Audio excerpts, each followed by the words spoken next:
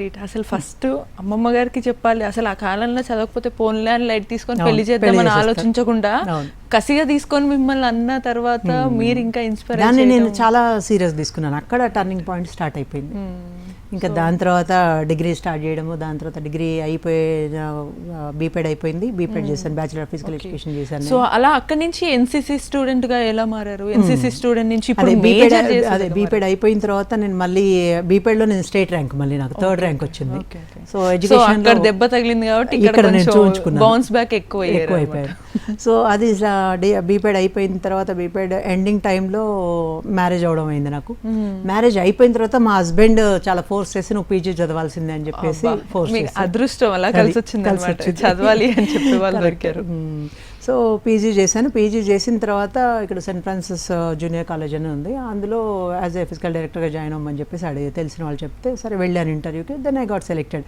Then I come to know there is a NCC wing ఉంది, so ఇట్లా NCC ఆఫీసర్గా మీరు జాయిన్ అవుతారని చెప్పేసి అడిగితే then I gave trial. Okay, నాకు ఇంట్రెస్ట్ ఉంది అని చెప్పి.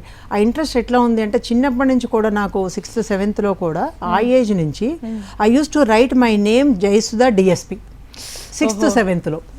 అది మా ఇంట్లో విత్ అన్నోయింగ్. అసలు ఆ డిఎస్పీ మీనింగ్ కూడా తెలిసి ఉండదేమో నాకు ఆ రోజు. ఏంటంటే నేను ఏదైతే వాలీబాల్ గేమ్ ఆడుతున్నానో ఆ టైంలో పోలీస్ డిపార్ట్మెంట్ వాళ్ళతో ఆడుతుండేదాన్ని. పోలీస్ వాళ్ళు ఈవినింగ్ రోజు స్టేషన్లో గేమ్ ఆడుతుండేవాళ్ళు.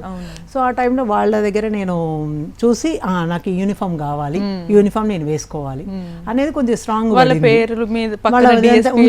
స్టేషన్కి వెళ్ళినప్పుడు చూస్తే అది ఉండేది. సో ఈ పేరుని పెట్టుకోవాలి, స్ట్రాంగ్ ఏంటంటే నేను యూనిఫామ్ వేసుకోవాలి, పక్కన మీ పేరు పక్కన రియల్ గా డిఎస్పీ రావాలి అని ఉండేది. సో దానికి అది కోరిక అయితే బాగానే ఉంది, స్ట్రాంగ్గా లోపల ఇంటెంట్ అయితే ఉంది. కానీ దానికి అసలు ఏం ఎగ్జామ్ రాయాలి, లేదు అంటే దానికి ఏం ఎడ్యుకేషన్ క్వాలిఫికేషన్ ఉండాలి, దానికి ఎట్లా నువ్వు పోవాలి, దానికి ఫిజికల్ యాక్టివిటీ ఎట్లుండాలి, దానికి ఏమేమి ఉంటాయని అసలు చెప్పిన వాళ్ళు లేరు, తెలియదు. ఇట్లా పోతే ఇట్లా అవుతామని కూడా తెలియదు. But I want to try. So అంటే ఇక వన్స్ మైండ్ లో ఫిక్స్ అయిపోతే ఒక్కసారి నా మాట నేనే వినను.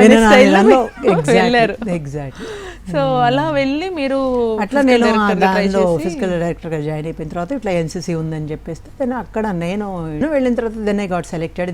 ఇంటర్వ్యూలో సెలెక్ట్ అయిపోయాను. దాని తర్వాత కేర్ టేకర్గా 1-2 years చేయాలి. అది అయిపోయిన తర్వాత then I started my life in Kasturba కాలేజీలో. ఓకే. సో